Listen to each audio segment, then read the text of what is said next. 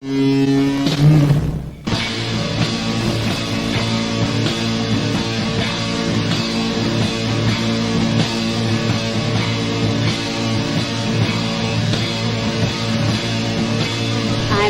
Morris with the NSA. We have identified some very, very interesting anomalous type of aircraft. Traffic is quite luminous and is exhibiting some non-ballistic motion. Over. Move very rapidly at any speed or whether any direction it wanted to go. Fly could change and go to the right or the left or go crossways without hesitating a bit. What do you think it was? Well, if they call it a flying saucer, that's what it is.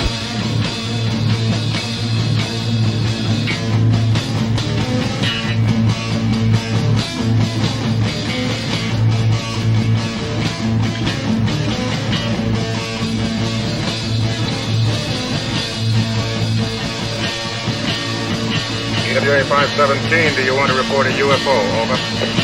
Negative. We don't want to report.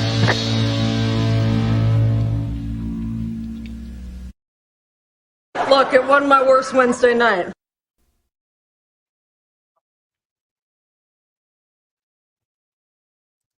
Hello, everyone. Welcome to the Anomaly-NOW Weekly News Roundup for the 501c3 Anomaly Institute, aka the Anomaly Archives, straight out of Austin, Texas. I'm your host, Miles Lewis. Thank you for joining us. Thank you for hitting the like, subscribe, all that stuff. Please subscribe to the podcast if you'd like, and consider becoming a Patreon. You can follow along with tonight's show by going to our Flipboard, flipboard.com/@Anomaly Archives, where you'll find a ton of links specific to tonight's show, but also from the thousands and thousands of links that we've been flipping over there for the last many years. So we have a couple of months ago launched our Patreon patron donor support system. That's at patreon.com/Anomaly Archives. And if you go there right now, you can find a link to the next monthly meeting that's available to our Anomaly Academy cadet tier and higher. That's going to be Joshua Cutchin presenting SoulCraft, Understanding the UFO as the Death Symbol, which is a lecture based on his fantastic, massive magnum opus, Ecology of Souls, about the importance of death as it relates to UFOs and the paranormal. It sounds grim, but it's actually a very fascinating subject that he has done all the hard work and heavy lifting on so that he can help bring this information to the masses. Really looking forward to that. That's coming up Saturday, August 24th. And again, you can go to patreon.com and find out more about us over there. And there's a number of different ways you can support us, and you can join for free and just get the updates that are going to be coming more fast and furious very, very soon. Well, as I said, you can go to our Flipboard, or you can go to our website, anomalyarchives.org. And I always forget to mention this, but if you want to contact us, you can send email to contact@anomalyarchives.org, or you can call our phone number and leave voicemail at 512-842-9046. That's 512-842-9046. And you can send us stuff via snail mail through the U.S. Postal Service at Anomaly Archives, P.O. Box 152252, Austin, Texas 78715. That's P.O. Box 152252, Austin, Texas 78715. So what news do we have in store for you tonight? Well, it's UFO heavy, folks, as it often is. But before we get to that, I did want to share with you this event coming up. If you're in the Austin, Texas area or the Central Texas area, and if you are interested in psychedelics and art, specifically mushroom, mycology-oriented psychedelic art, you might consider going to this Art US Co. gallery opening that's starting this Friday, August 16th. And running for about a week, I think. Yes, August 16th through, September 28th. So the grand opening is happening this Friday, starting at 6 p.m., going till 10 p.m. And you can find out more about this at artusco.com. And a good friend of mine is one of several tons of artists that are going to be featured here. I think they say over 40 talented artists.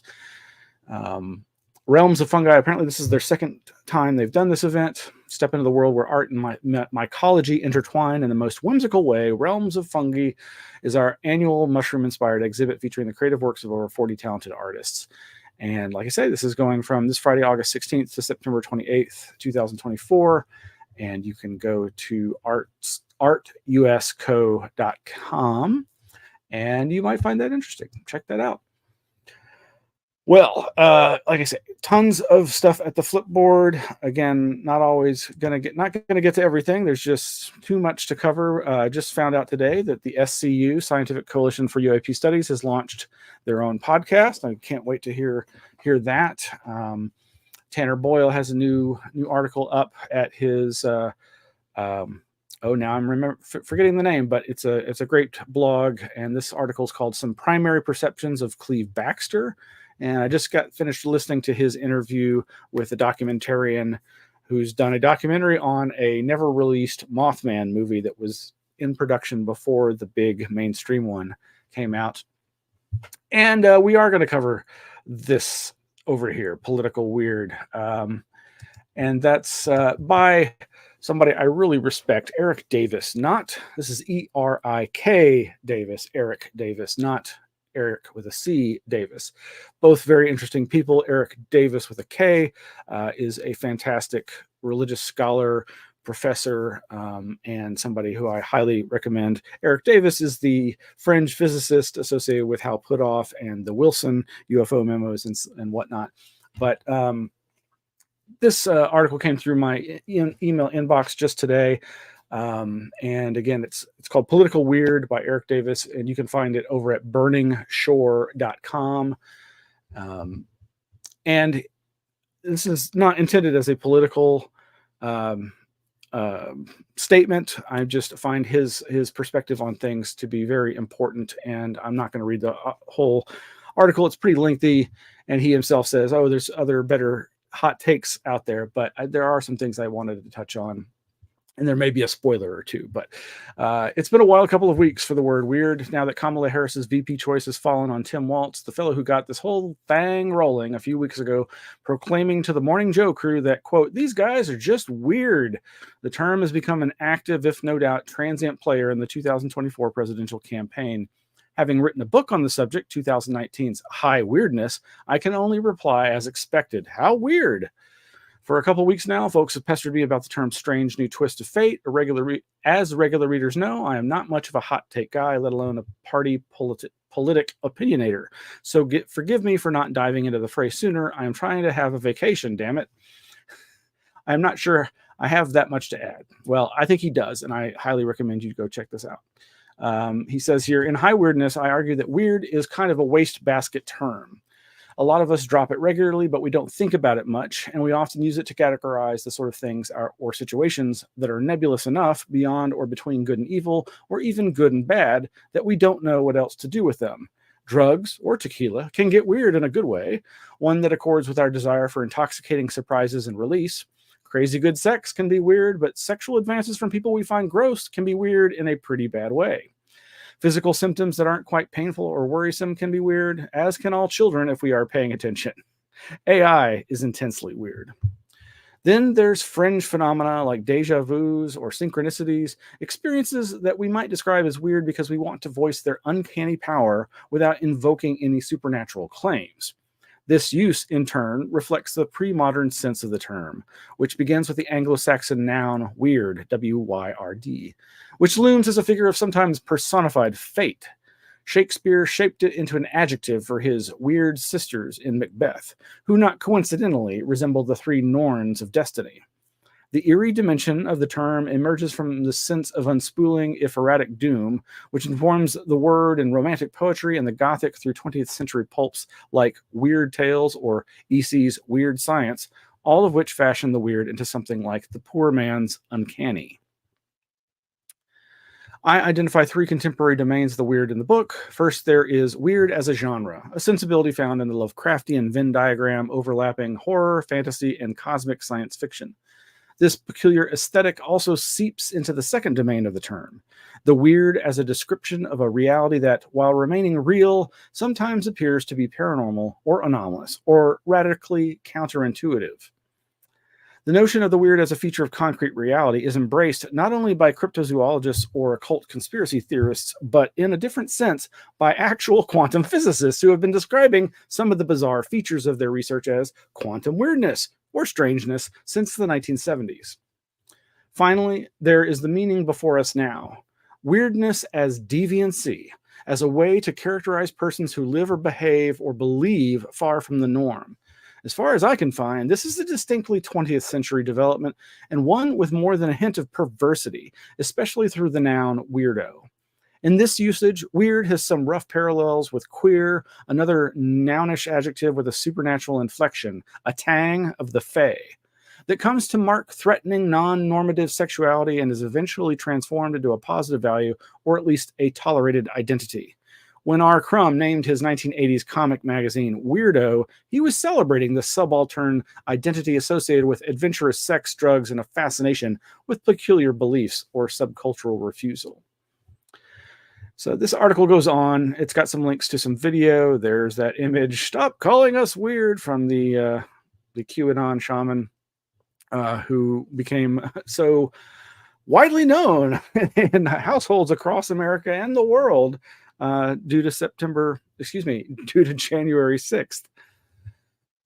So, but there's another twist to the taunt. As many commentators have pointed out, the donkeys, meaning the Democrats, have long tolerated and even celebrated marginalized and even scapegoated identities by weaving them into an ever-expanding rainbow of diversity. In this sense, the donkeys are the party of the weird, becoming the formerly weird, though of course without using the term itself, since that might offend somebody. Homosexuals were seriously, even repulsively weird to vast swaths of Americans only a handful of decades ago, and they are so no longer. In this, progressive politics resembles the Star Trek narrative universe, which so often serves up seemingly alien aliens who reveal enough human characteristics over the episode to give them a run at joining the Federation. Are you a kid who wants to scramble gender and modify your body with grammar and sex change drugs? An immigrant from an arcane and exotic land? Are you visibly or even baroquely differently abled? Come on down. Yeah, so this article does go on quite lengthily, and as I said, it has got some good links. And he ends with, "I don't care about Musk changing the name to X." That last, I should start with. He reads this poem from Keats. As a guy who made too much of the word weird, and as an abiding fondness for the marvels and discomforts and ambiguous peculiarities the term has covered over the centuries, I admit a certain vexed grief that scientific racists, Pizzagate suckers, and really nasty Christians have been invited into the ranks. But this sense of linguistic loss is a familiar feature of the internet era, which so readily parasites the cooler words of our common tongue, gamifying them, weaponizing them, and reducing them to fodder for apps, memes, and online influence campaigns. It's the sort of disappointment I recently experienced when I reread one of my favorite English romantic poems from my lit major days, Keats' To Autumn. I read it out loud and was really luxuriating in the rich language as the poem soared to its final 4 lines. "And full-grown lambs loud bleat from hilly bourne. Hedge crickets sing, and now the treble soft, the redbreast whistles from a garden croft, and gathering swallows twitter in the skies. I don't care about Musk changing the name to X. That last line is a digital ruin. Reading Twitter here is like hearing a cell phone going off in a concert hall, or finding a QR code on the corner of a Botticelli. And so I stand in solidarity with my fellow freaks of the weirdosphere, left or right, in between or off the map. We bemoan the politicization of weird. But what are you going to do? The Chamber of Commerce mantras, keep Austin weird, or keep Portland weird, were bad enough. Keep weird is even worse. At least the thing still has teeth."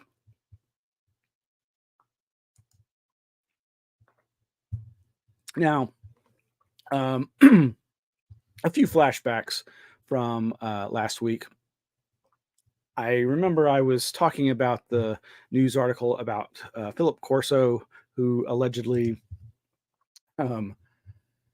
was the one who reverse engineered or coordinated all the reverse engineering of crash retrieval materials. This all detailed in his book, The Day After Roswell, I think is the title, and how John Greenwald has recently obtained some documents through the FOIA process that show an agency characterizing Philip Corso as a parasite for often trafficking in, if not salacious, accusatory, or just bad intel and rumors. And I had said I was going to read a bunch of bits from two of Jacques Vallée's journals, Forbidden Science Volumes 4 and 5. Totally forgot to do that. I think I'm going to do that as a separate recording and put that out for patrons over at patreon.com.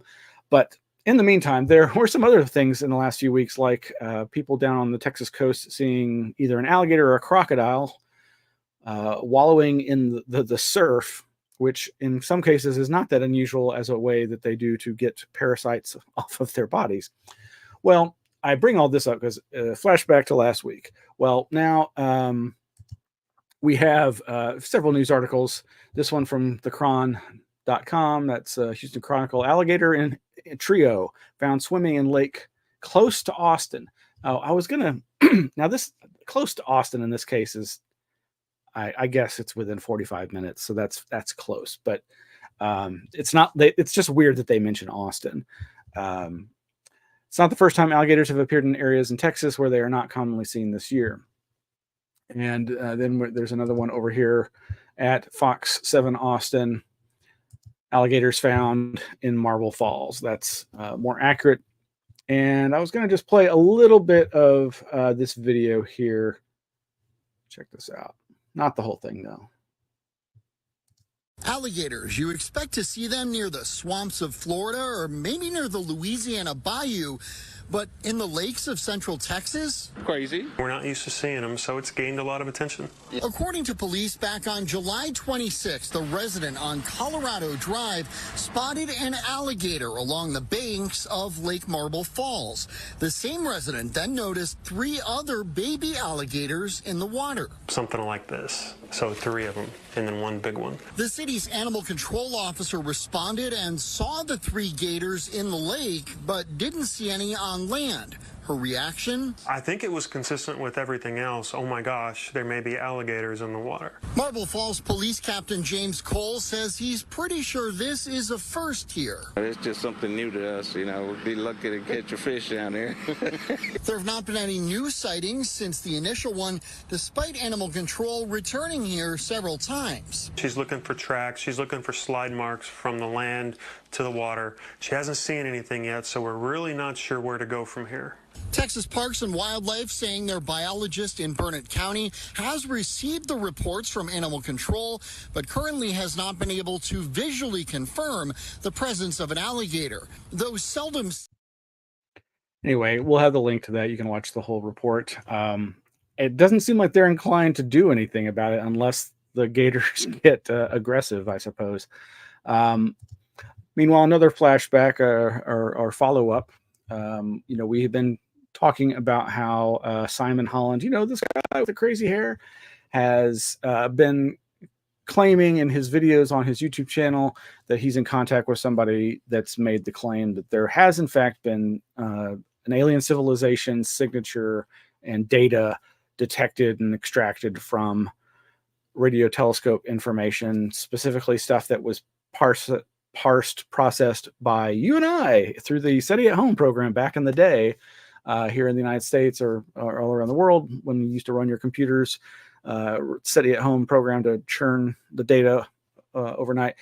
But he's actually gotten some mainstream coverage here. This is over at, I'm not sure how to pronounce this, CIDEHOM.com, CIDE.com. This is, I think, a French news outlet. Not really sure, but it seems to be some mainstream news coverage of his claims. And this is the Google Translate, the Chrome browser's translation. Have we already detected a signal from an extraterrestrial form of life? In January 2011, Frank Drake, one of the fathers of SETI Extraterrestrial Intelligent Life Search Program, told our colleagues at Ciel et Espèce the following about briefly captured radio signals. Quote, I suspect that a small fraction of them were of extraterrestrial origin. At the time, the spectacular statement went relatively unnoticed and was quickly blamed on the program's need for funding, which led even the most respectable scientists to make thunderous declarations. Now, 13 years later, and with Frank Drake joining the stars in 2022, a colorful character by the name of Simon Holland has been relaying on his YouTube channel for the past few months some quite extraordinary claims reminiscent of Frank Drake's words and likely to constitute the discovery of the millennium. The SETI Intelligent Life Search Program would indeed have recorded unintentional radio transmissions from stellar systems located at most a few tens of light years away. The signals would have been found in SETI's raw data, but would have gone unnoticed until a team of Italian mathematicians, inspired by the work of Professor Claudio Maccone, applied a new method of analysis to them, the Carhoonen-Loewe transform, far more powerful than the Fourier transform previously used by the SETI program, and capable of detecting signals embedded in noise down to incredibly low signal-to-noise ratios. And they fully admit, they've only been able to vet some of this information, but they say, for all these reasons, after weighing the pros and cons, and even though we have been unable to verify any of the assertions made, we have decided to broadcast this interview in spite of everything. And so there is a back and forth there with some links to some of the videos in question. Anyway, just thought that was some interesting follow-up. And hey, way to go, Simon, Professor Simon Holland, getting some attention for those claims. Hopefully they will bear out, and maybe we'll very soon get some evidence that there is some intelligent life out there beyond the Earth. Meanwhile, over on the internet, Henry's Substack, Henry Bauer, Why What We Believe is Often Wrong and Some Consequences. This is a very nice little article about just the fact that, we all base our everyday lives, decision-making on assumptions, often assumptions that are incorrect, and explores the reasons why we believe what we believe. Some of the things I think worth noting here, quote, humans and groups feel obliged to be loyal to the group's tenets, to not rock the boat or blow the whistle, even if they privately no longer share the group's communally expressed belief. Groupthink prevails. The bitter lesson is that disputes can rarely be settled by discussing, arguing over what the facts are, because opposing sides interpret evidence with different biases. It is only in purely technical matters that indisputable facts may sometimes be available, and then only with rather simple systems like laboratory experiments in chemistry. Even in science, quote unquote, in complex matters, cosmology, say, unproven or unprovable assumptions determine viewpoints. Thus, some astrophysicists continue to prefer the steady state theory of the universe over the Big Bang theory, and evidence of a sort can be cited to support each of these views. And this gets to this idea, again, that I became aware of through someone talking about Charles Fort, Skylar Alphagren, talking about intermediatism. Science is intermediate. It's intermediate knowledge. It's not an end all or be all. Oh, we did science and we proved this is the way things are. Well, you proved it to the best of your knowledge at that time. There's some other interesting bits here, talking about outsiders and how outsiders can often be the source of new insights. Let's see if difficult to acknowledge is the possibility that some of one's own views might be wrong, not in keeping with the objective reality of the world. This is grounds for serious introspection, as well as good reason to practice humility over what one believes to be true. Where is... Yes. Quote, when good scientists step into a field from the outside, their views, not yet conditioned by the field's standard thinking, can sometimes really shake things up. That was the case with this year's winners of the Nobel Prize in Physiology or Medicine, awarded to Australia's Peter Doherty and Switzerland's Rolf Zinkernagel for their insights into the inner mechanisms of the immune system, unquote. Many discoveries by outsiders or mavericks are listed by Harman and Dietrich, and evidence from psychology is adduced that being an outsider confers benefits in conceiving innovations. Of course, not all significant advances have been stimulated by outsiders. Nevertheless, the influence of culture means that there are more benefits to abiding with the status quo than there are incentives to dissent, let alone rebel. As George Bernard Shaw put it, progress is stimulated by unreasonable people. Anyway, it's not that long of an article. There's some good citations that can lead to some other good reading that you all might find interesting. Now, moving fully into the UFO realm, here's a little bit from our own local KXAN.com, a local NBC affiliate. Mysterious lights over Austin. Can an app help identify UFOs? And I'll just go ahead and play a little bit of this and provide the link in the show notes after the show. If there is one thing that we get a lot of emails about here at KXAN, it is when there is some mysterious lights up in the sky above Austin. They often create quite the stir. Yeah, people think, what is that? Is that something that's unusual? Is it a UFO? Well, Elon Musk's Starlight Link satellites is what it could be. KXAN's Eric Hendrickson explores how a new app is helping scientists document these and other lights in the sky, hopefully helping us separate UFOs from our own creations. Go to SpaceX, go direct to south. More than 6,000 new, tiny satellites launched into space by SpaceX since 2019, changing the lights in our night sky. Bearing separation confirmed. While they provide internet to people around the world, they also offer up confusion. With Starlink and other phenomena, you see more and more stuff that you can't explain right away. Professor Michael Endel says that with the increase in these satellites also comes an increase in UFO reporting.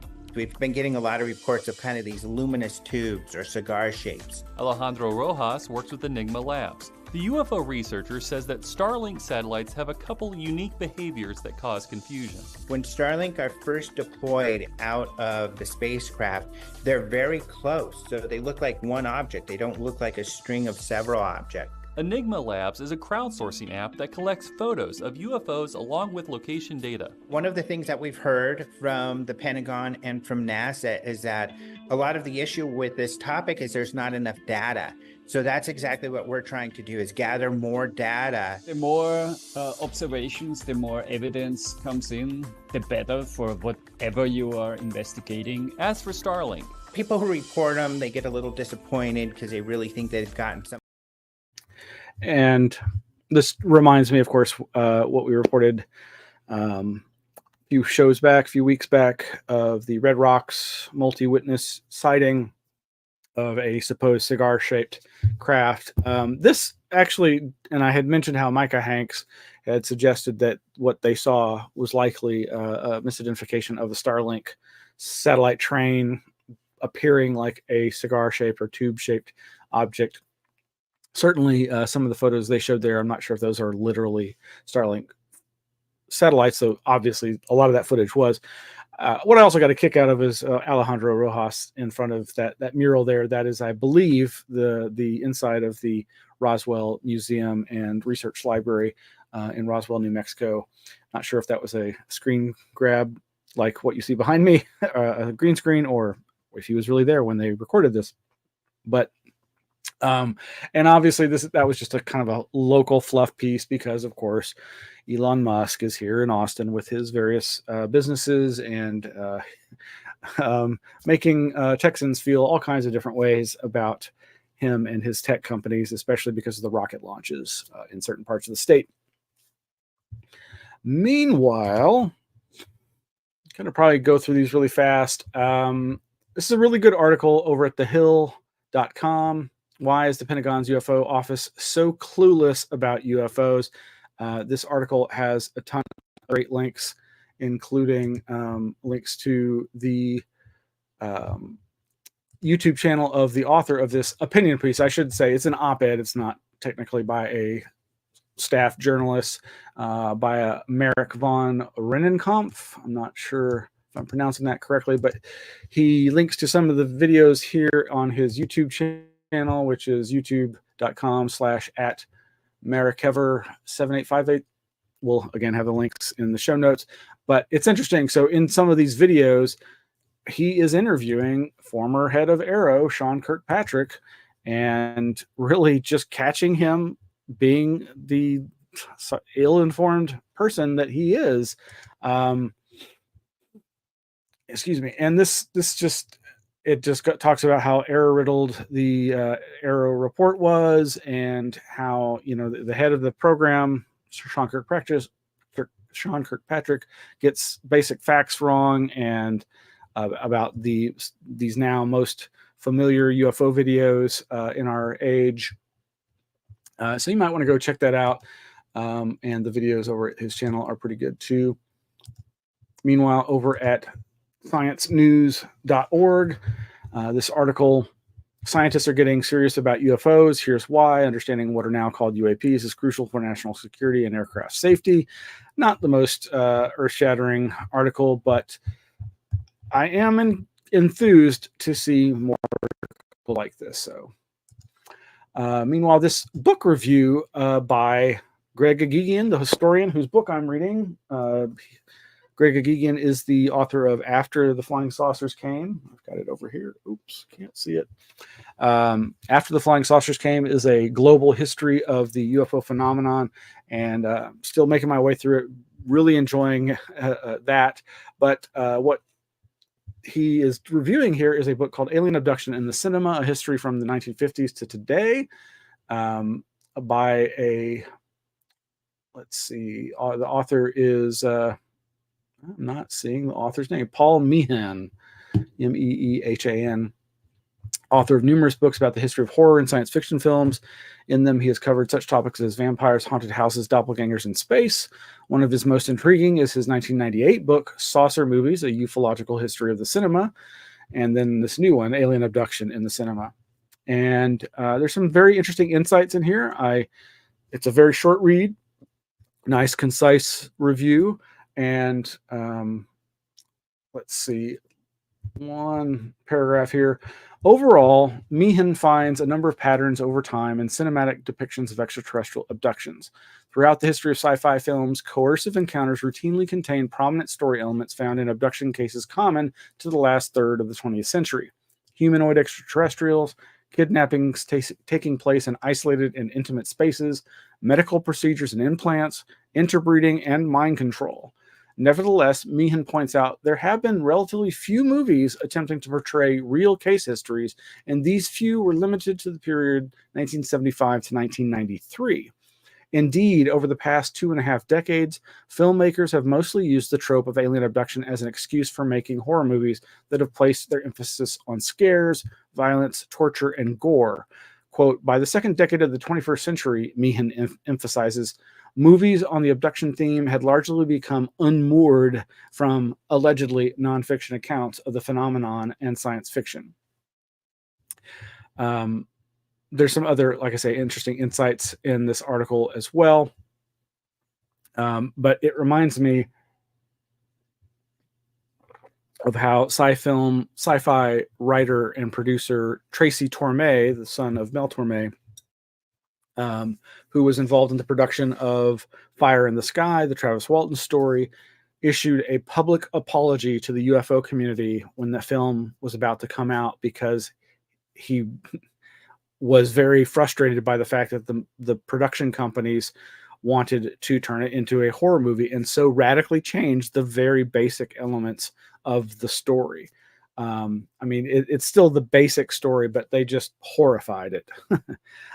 They turned the aliens into these very much evil-seeming, torturing entities, when in fact none of what you see happen on the ship in the movie is consistent with Travis Walton's actual story, whatever you believe about that. Okay, I hate even bringing this next one up, but I gotta keep reminding folks. I see some shows covering these Peruvian alien mummies, quote unquote, and it just makes me so angry. I really can't say enough against this kind of aspect of the UFO community. This is not necessarily a good outlet, dailymail.co.uk, but as I've said before, sometimes they actually have a lot of good reporting. They often have a lot of eye candy in the form of photographs relevant to whatever they're talking about. In this article from earlier this month, Britain's top UFO expert, Dr. David Clark, gives his very surprising verdict on 2-foot alien mummies found in an ancient Peruvian burial site. I'm going to jump down to the end here. Some of you might remember military pilot Ryan Graves was making an appearance at this Mexico UFO Congress event sometime back that then suddenly Jaime Maussan took over the event and brought out these ridiculous looking alien mummies. There's Ryan, there's Jaime, and there's one of these, it looks like a powdered fake body, like a cake or something, which is a meme that was going around. And I just see people continuing to cover these other mummies, and it just infuriates me. But towards the midpoint here, with this image there, the Metapet creature, which was claimed to be an alien, the common thread that links all the recent dubious claims about alien fossils is TV personality Jaime Maussan, the man who ambushed the Mexico UFO conference. The 71-year-old has been nicknamed the P.T. Barnum of ufology after the notorious 19th century showman and hoaxer for his promotion of numerous fake photographs and videos of UFOs and aliens over the years. One famous example is the Metapet creature, seen here, a small cat-like animal with a large head, supposedly found in a trap by Mexican farmers in 2007. Maussan claimed on one of his hugely popular TV shows it was an alien, but a Channel 4 investigation found the creature was in fact nothing more than a skinned monkey. Then in May 2015, Maussan displayed the images of another alleged alien body before a live audience at an event in Mexico City's National Auditorium. Several thousand tickets were sold after a YouTube teaser claimed a group of UFO researchers would exclusively reveal 2 35mm color slides of an unusual body in a glass case. They claimed it was linked to the famous 1947 UFO crash at Roswell in New Mexico. Well, we'll get back to that. But yes, the group that I was privileged to be a fly on the wall of found the explanation and discovered that it was in fact the mummified body of a 2-year-old boy, a Native American child. And Jaime was doing his usual sensationalistic money-making scheme on that. Now, English teacher Chris Albeck, author of a new book, Alien Artifacts, says his research has revealed the current controversy is a repeat of rumors and hoaxes about alien mummies discovered in Peru that can be traced back 160 years. Almost exactly 150 years ago, in 1878, there were press stories of a mummified body that was found by a chemist and his team inside an enormous meteorite in, you guessed it, Peru. So the rest of the article goes into that. But what this all reminds me, of course, is you can see this article from last year over at dailygrail.com by our good friend RPJ Red Pill Junkie Miguel Romero from Thursday of last year, September of last year. And yeah, there he is his caricature of Jaime Maussan as a P.T. Barnum character, because that's what he is. And this was all about that crashed UFO conference where Jaime just made fools of everybody. And this latest mummy that is being claimed to be alien. And here is somebody else's. This is I can't getting his name, but the fellow that does the In the Field Facebook group. Here is a list of 44 alleged, probable, almost certainly hoaxes that Jaime has gotten behind in his decades of promoting such crap. And again, you can go to our Roswell Slides research group, roswellslides.com, and hear the whole story about how the group was able to decipher this. You'll see this here, this white box in the image there by this mummified body, which again turned out to be that of a Native American child. Just and Jaime was literally going so far as to encourage people to find the body and dig it up, before he allegedly knew what it was. But the whole escapade this is almost 10 years ago, and we're still having to deal with this kind of crap. It's infuriating. Okay, getting close, maybe. Meanwhile, over at ufos-scientificresearch.blogspot.com, this is Keith Basterfield and Pauline Wilson's site. Police Executives UAP Reference Guide. You can check this out. According to their website, the Major Cities Chiefs Association is, quote, a professional organization of police executives representing the largest cities in the United States and Canada. The MCCA provides a unique forum for urban chiefs, sheriffs, and other law enforcement executives to share ideas, experiences, and strategies. Anyway, they've published 2 recent futurist initiative resources, Volume 1 on artificial intelligence and Volume 2 on unidentified anomalous phenomena. It is an 11-page reference guide on UAP.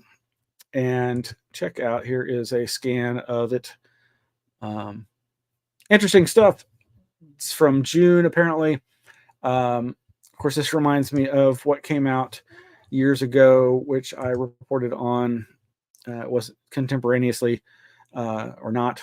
In 2011, I incorporated into my UFOs and Consciousness lecture information about the FEMA Fire Officer's Guide to Disaster Control, which has Chapter 13, Lucky 13, Enemy Attack and UFO Potential, where they talk about, as I've said before in the show, the dangers of approaching a UFO. And they even cite Jacques Vallée in this chapter, who cautions that we should consider psychic effects such as space-time distortions experienced by percipients of craft-like devices which appear to fade away, dematerialize, and then reappear, of alien, strange voices or thoughts that may affect involuntary changes in the manner in which witnesses may react in such circumstances, and more. So, again, this is just examples of how civic authorities have incorporated UFOs into their work to educate their personnel on such matters. Meanwhile, and I think we're moving into the end here.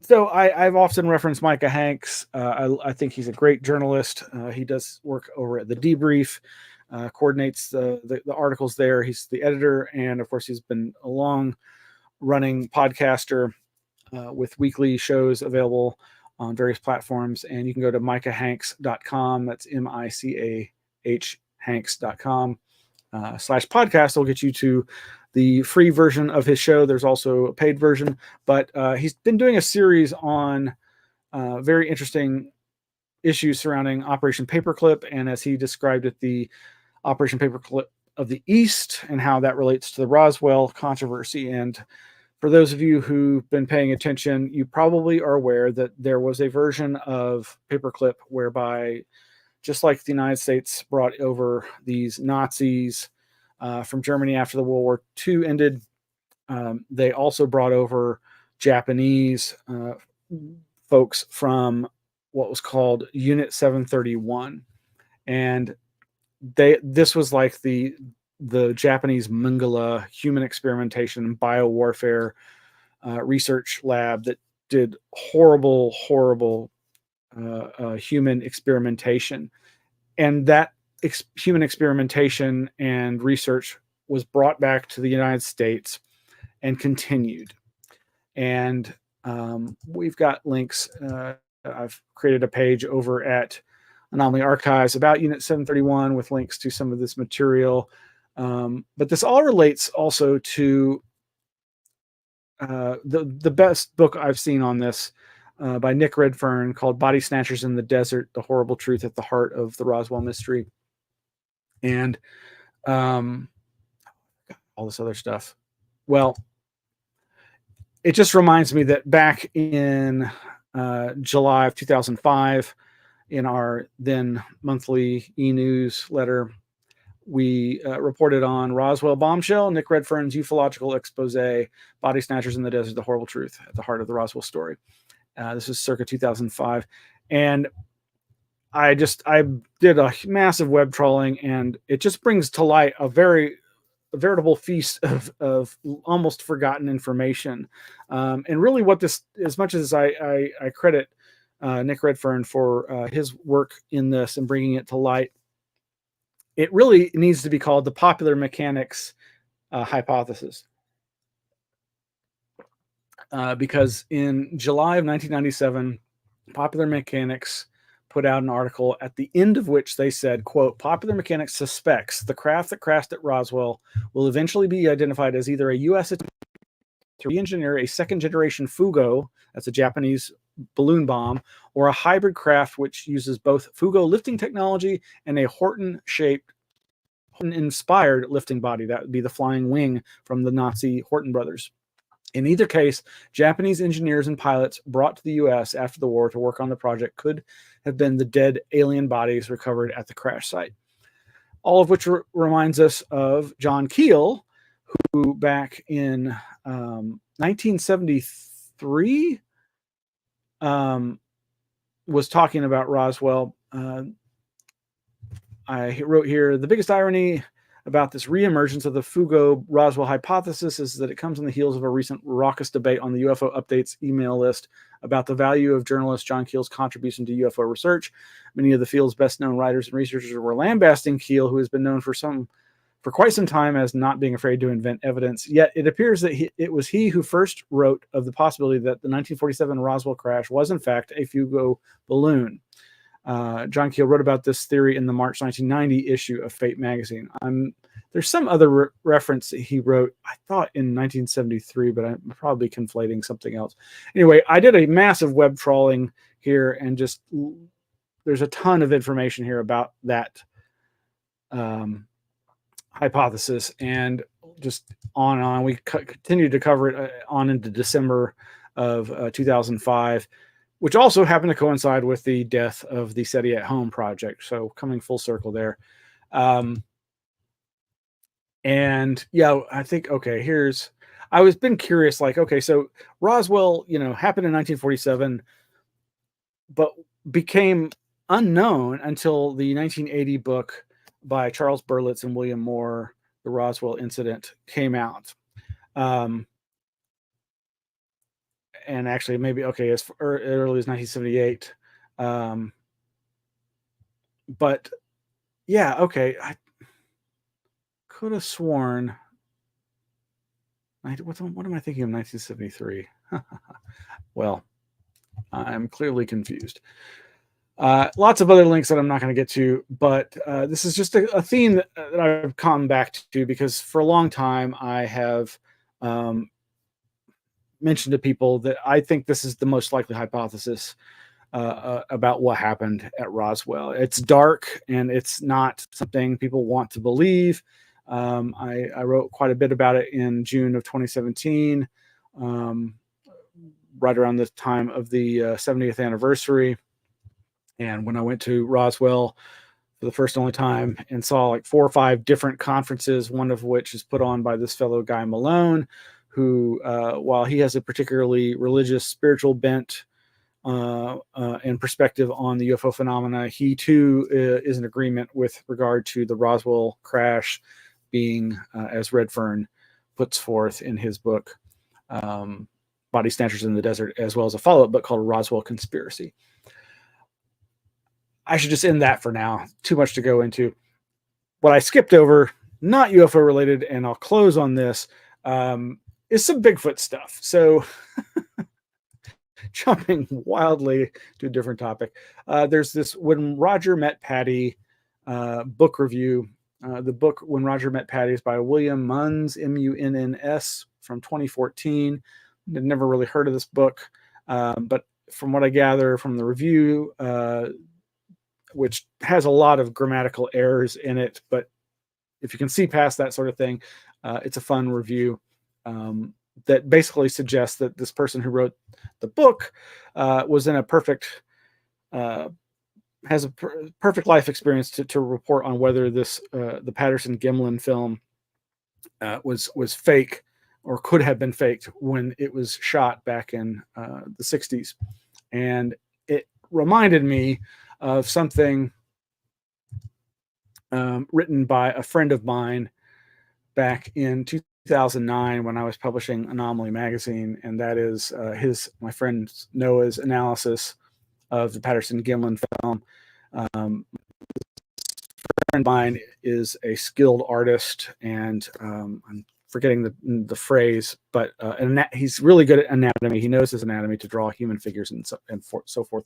And so he analyzed the Patterson film from an anatomy perspective, and comes away with the conclusion, after analyzing the film footage countless times, employing a degree of expertise in human and primate anatomy, and examining critically the analyses of forensic expert Jay Glickman of NASI, among others, is that the 1967 Patterson-Gimlin film does not and cannot depict a human being in a costume. It is a real, as yet uncatalogued animal, and most likely a primate or of either ape-like or hominid human-like taxonomic classification that resides or once resided somewhere in the millions of square miles of human uninhabited forests of the Pacific Northwest.